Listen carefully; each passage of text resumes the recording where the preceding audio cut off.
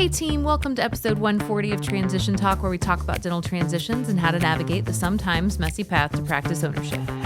Dental practices may look like a typical small business at first, but you know they're unique in how they operate, earn revenue, and build value. And because of that, the way a dental practice is valued requires different valuation methods, risk analysis, and they're often used for different purposes. And in some ways, they're exactly the same as other valuations. So in this episode, we're going to dig into the differences and similarities to provide you some perspective on what makes a dental valuation distinct and why that matters to you. To help me out with today's episode, I have NDP's Valuation Manager Bryan Gooden in the studio with me. Bryan brings more than 15 years of experience in business valuation and M&A strategy with a proven track record across diverse industries, including professional services, manufacturing, software, and oil and gas. As a CVA, a Certified Valuation Analyst, and a member of the National Association of Certified Valuation Analysts, he strategically leads the valuation team and drives the valuation process for each client. Welcome to Transition Talk, Bryan. Hi, Christy. Hello. Welcome. We've had Dawn Whitehurst on the podcast, our head of valuation, and Bryan has joined our team and is working with Dawn and the rest of the valuation team. And we were so excited to have you join. You've got such a diverse background, like you just heard.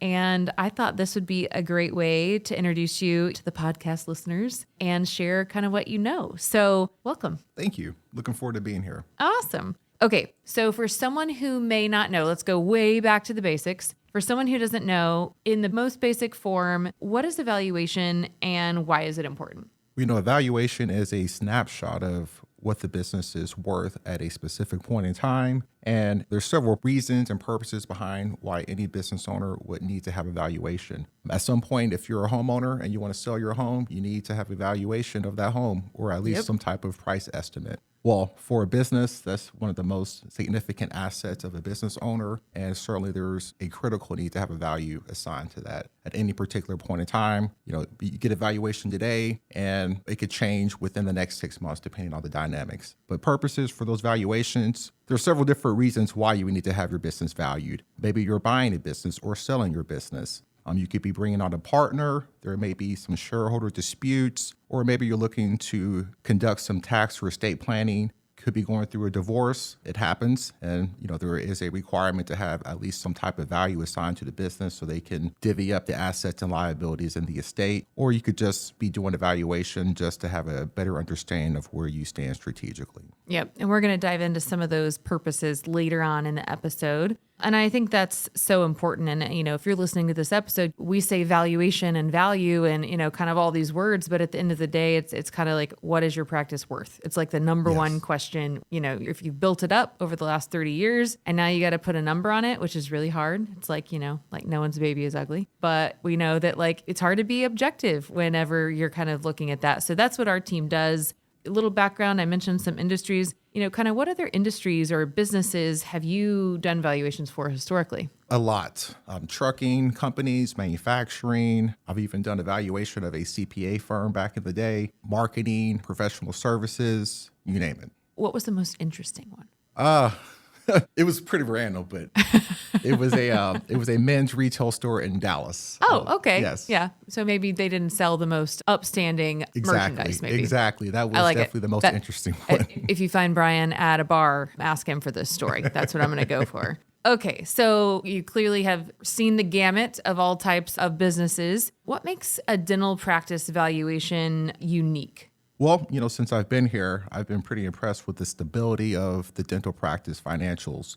I've seen a lot of other business financials that they could be all over the place. One year they're up, one year they're down. But the valuations for the dental practices that I've come across, very stable collections, although production might vary a little bit, but over a 4-year period, you don't really see a lot of significant swings on the top line or the bottom line. So I would say from a variability standpoint, super consistent. The risk rates are usually commensurate with that. There's just not a lot of risk inherent from a dental practice standpoint compared to other industries such as manufacturing. You've got supply chain inputs that could vary from month to month. You've got customer concentration risk that could deter any type of business planning that you might have in place. So from a dental valuation standpoint, very stable industry. And I would imagine, that you mentioned a couple industries that may be similar from this perspective, but if you're talking about a dental practice, it is a service-based business versus kind of I'm creating this tangible good, right? So like you mentioned CPA firm, like maybe a CPA firm might be kind of similar in the way, and the fact that like it's people and their skills and their sets that are kind of contributing to the business like we see in dental, right? Where there's that one practitioner who has all the knowledge and skills and kind of they make or break the practice. So I'm assuming the service-based is probably another kind of distinction amongst the more good-based industries, I guess. Yeah, absolutely. And, there's a lot of different ways that you can scale a service-based business versus a manufacturing-based business or, a construction-based business. But at least with dental, the best way to scale it is usually to bring on an associate, assuming that the growth capacity is there. And once you've maximized the output from that one office, perhaps you want to open a second location to help scale from there. So the blueprints they're there and they're available. You just have to make sure that you're growing the practice in a very stable manner so things just don't get out of hand from a cost standpoint. Yep. And then I want to talk about, dental practices are clearly unique. I mean, Charles and I have called them pandemic proof on here. There's clearly a long history of dental practices continuing to thrive in down economies and pandemics and all the things. And you mentioned the stability of kind of top line and bottom line and overhead in your answer. I want to dive into kind of 3 different kind of components that we always talk about on evaluation. If you listen to our previous episode that we had on valuations with Dawn, we talked about profitability and risk and kind of knowing that those are the ways that drive how NDP and how a lot of others in the dental industry do their valuations. But there are clearly a lot more methods and thought processes out there in the valuation world at large outside of dentistry. So talk to me a little bit about valuation methods that you have utilized and run across and kind of what's standard, what's out there, and kind of why do we do what we do in the dental industry? No, absolutely. So as far as dental valuations and what types of approaches that we use, there's the 3 different methods: the income approach, the market approach, and the asset-based approach. When you're looking at a service-based firm, such as dental practices, unless it's a startup firm where there's, not a lot of growth and there's just not much earnings to be valued, then you might be looking at an asset-based approach, looking at the values of the equipment for a startup dental practice. But for the majority of the practices that we have been valuing, the income-based approach makes the most sense. If we're looking at non-dental industries such as manufacturing, where you have capital-intensive equipment that has a lot of value embedded in them, that's when you definitely would want to go with the asset-based approach. If you're looking at construction, that can be a little different. You've got a lot of equipment on hand, but sometimes you have some goodwill that's been built up, and you can actually rely on, a capitalization of earnings approach. Not many times do you ever want to go into projection-based approaches for construction companies. In some cases, they might even just go with evaluation of the current backlog of the projects or just simply their book of business. But certainly depending on the type of industry that you're valuing and the type of financial situations that you're looking at, you could be looking at either type of an income approach or an asset-based approach. But at the end of the day, whatever methodology that you're using, you want to make sure that you have sanity checks involved. That's the critical part is, does your valuation make sense, regardless if it's the income-based approach or the asset-based approach? Yeah, and you mentioned earlier when we first started, you talked about houses, right? And that's kind of more of the market approach, meaning like my house sells for 100 square foot, your house should sell for $100 a square foot, given all the same finish outs. And I think the key thing there, and that's the easiest one to understand, don't you think? I think so, yes. But like at the end of the day, you have to have the right data to be able to make that comparison, right? So it's like, I can't say my house should sell as the same as yours if I don't know where yours is, what the finish out is, how many square feet, kind of what the neighborhood looks like. And so I think that's an important component because I think that's the market approach is what most of you, if you're going to Google or if you've ever heard 4 times EBITDA or 75% of collections, that's what they're doing is saying, hey, the average is this or this practice sold for this, so therefore mine should sell for that. And you can really only do that if you can kind of make that comparison. That's correct. And, there's no right or wrong way to evaluate business, but there are appropriate variables that you need to look at in every business. And just because you're looking at an asset-based approach does not mean that the income-based approach is irrelevant. I've seen valuations where you might use all 3 and there might be a blend of 20% of this value and 20% of this value. And maybe you have the remaining valuation comprised of the income-based component. So you can blend together different valuation methodologies and weight them accordingly. You can look at several types of valuation methods combined, but the goal is to make sure that you're not undervaluing or overvaluing a practice or a business based on one pure methodology alone. So In some cases, it might make sense to use all three and then take a blended average of all three if it warrants the situation. But in our case, for NDP with our valuations, the capitalization of earnings approach makes the most sense. And that's the most consistent methodology that we can stand behind. Yeah, absolutely. And I think too, like, again, and I've said this if you've ever heard me speak, I think sometimes in this world, valuation analysts try to make it seem super complicated. And if you've read valuation reports, like they're complicated and there's a lot of words and you don't really see a lot of the background. And we try to avoid that in our reports. But I think understanding that it's complex, understanding that there's a lot out there, and really asking questions if you're you're valuing the biggest asset you have, and whoever is going to do that for you really needs to be able to explain their method and why and how it matters and why they use this versus that, so that you can make sure that when you get that report, again, you're not going to be the expert, just like we're not experts in dentistry, but when you get that report, you kind of understand and kind of have some transparency on why that particular method was used, whether you're dentistry or not. Let's talk about risk. So risk is something that you're going to look at in any industry. And how does risk differ, or maybe how is it very similar to other industries as we look to value a business?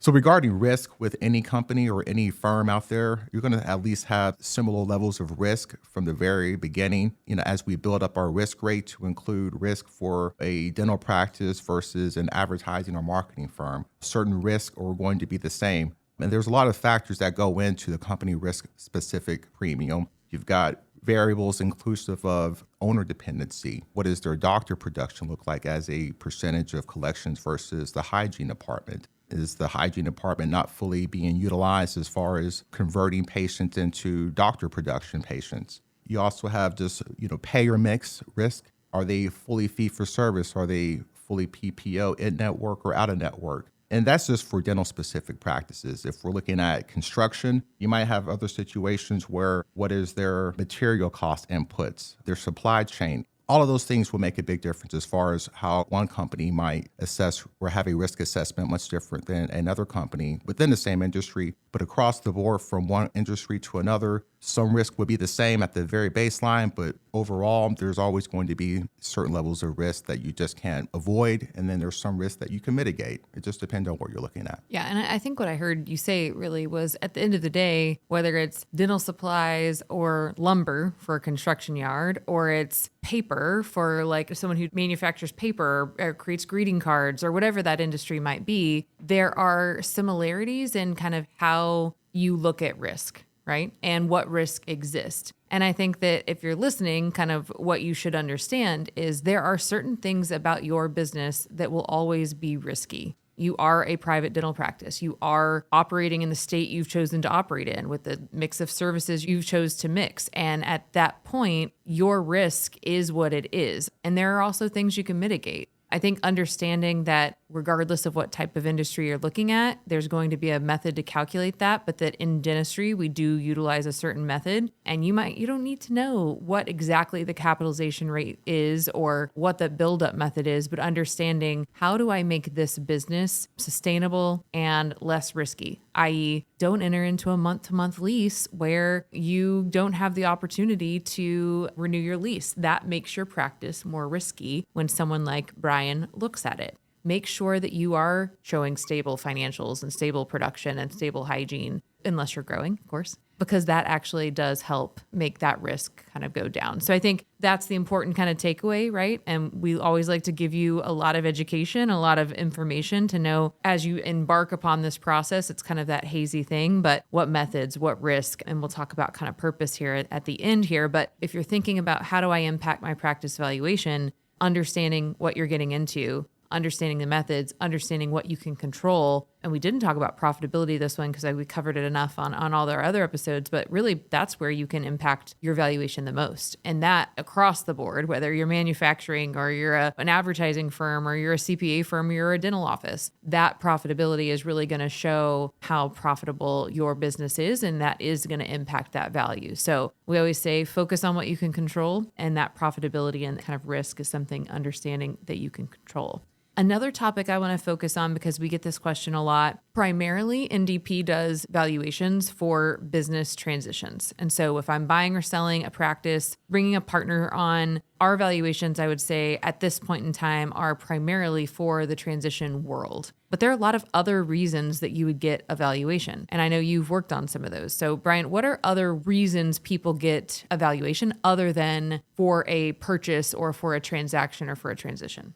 I think an interesting one, and we can tie in several different components here, but, I've conducted valuations where the owner is gifting 5 or 3 or 10% of their equity to a family member for estate planning purposes. And that is a very specific purpose for evaluation. But with that comes extra levels of discounts that would have to be applied to this valuation. So if you're selling 100% of your business, there's marketability and there's liquidity risk associated with marketing your business from a 100% standpoint. So from that purpose, you could apply discounts for lack of marketability to account for that liquidity risk. When you say liquidity risk and marketability, can you give a little bit more detail on like what those two things mean? Not necessarily how to calculate, but what does that mean? So for example, if you own shares in Apple, you can simply click your mouse and buy into Apple, 5, 10 shares, and you can click and sell your shares of Apple the next day. Very easy. There is no liquidity risk. From a business valuation standpoint, if you want to sell your business, it's not that easy just to sell your business or the equity in your business. You've got to go through process, such as what NDP provides. We provide evaluation, we crunch the numbers, we bring the buyer on board, and we handle everything from there. Not just a click of the mouse. No, it's not that easy. And if it were that easy, we wouldn't be here. But from a marketability standpoint, liquidity standpoint, there is risk associated with that. In most of the situations that we're looking at, it's more of a partnership and there's equal control from 2 owner standpoints or 3 owners or 4 providers. So everybody at least has some level of equal control there. But what if you're a minority owner and you're looking to buy into a practice? 10%, which is usually unlikely in the dental practice, but let's just say if you're a non-dental practice and you're buying into a business, there's going to be lack of control, discounts applied to the ultimate valuation, and you could also even have a very strong case for applying discounts for lack of marketability against that valuation if you're valuing a minority share of a business. So meaning like I don't have any control in like the say of like how things go, and it would be really hard for me to sell it. And so whatever valuation they come to, they apply some discounts to say it could be worth X, but now it's worth Y because of these like lack of type of discounts. Absolutely. Okay.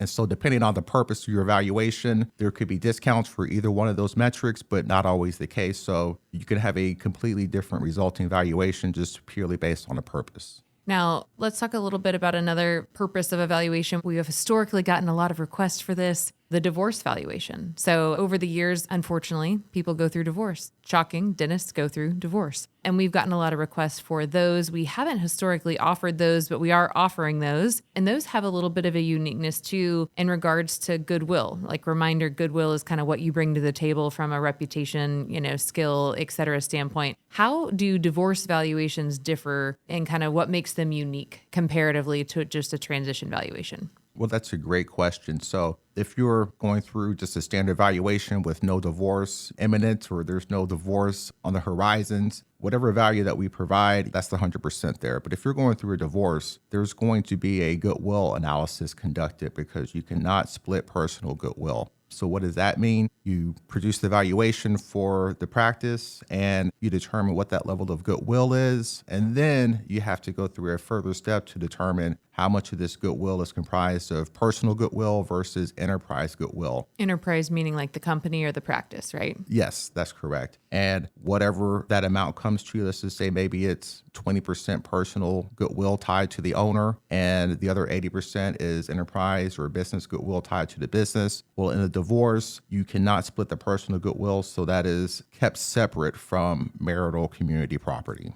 So if I'm divorcing and I am the doctor, I want the result of that to be more personal goodwill than practice goodwill because then I am not having to split as much with whomever my spouse is. That is correct. And if I'm on the other side of the table, I really want less personal goodwill and more corporate because then I get more of the value. Yes, absolutely correct. I mean, everything's an argument in divorce, isn't it? So we've talked a lot about like the technical aspects, and I will say this is probably a more technical episode than we typically have, but I think it's important you understand the thought and the education and the skill that goes into these valuations. A lot of people say, hey, I don't know, like it's just a number, throw a number on it. But to do it the right way requires kind of a lot of thought and a lot of background. What we do is very numbers oriented, Bryan. What do you enjoy most about valuations and your work? Well, two things. From a number standpoint, I'm kind of a nerd. I love doing Excel modeling. I love crunching numbers. But then there's another side of me that enjoys talking to people too as well. And to bridge both of those together, what I enjoy most about being an NDP is not only can I conduct my own analysis and complete the valuation, but I also have the fun part of delivering the message to our business owners, whether they're buying in or selling the business. And it just comes down to articulating our findings, telling the business owner this is how we conducted our valuation, what methodologies we've used, and what does this mean to the business owner, and how would this number be used in their planning process throughout the transition of their practice. So I enjoy both parts of the table. I love that. If someone's listening and they are about to go through a valuation process, what is your kind of like one piece of advice for them?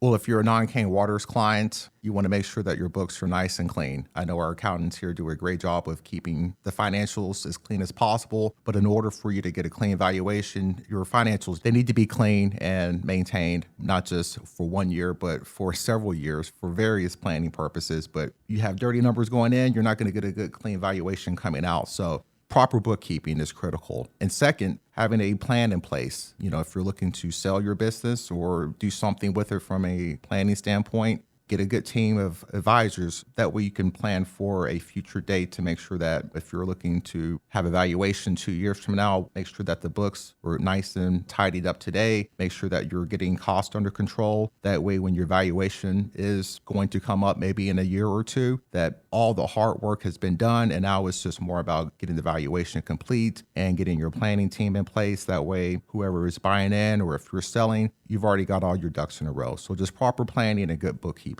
I love that. Fits in so well with every other piece of advice we give people. Educate yourself. You're doing that now, and plan and understand your why, which is what we want you to do. Well, Bryan, this has been super informative. Thank you so much for joining me today. Thank you, Christy. I enjoyed it. You are a wealth of knowledge, a true asset to our team. Listeners, when it's time to determine the worth of your dental practice, a team in your corner can provide the highest level of diligence and accuracy that you deserve. And while all financial pieces can seem complex, our team at NDP is here to listen to your goals, make sense of it, make sure it's the path you want to go to. Sometimes people think they're ready and they're not, and that's okay. We'll be here. Don't worry. All right, team. That's all we have for today. Thanks for joining us on episode 140 of Transition Talk. And as always, make sure to share the transition love with those who may not know of us yet. And of course, subscribe to Transition Talk wherever you listen to your podcast. Until next time.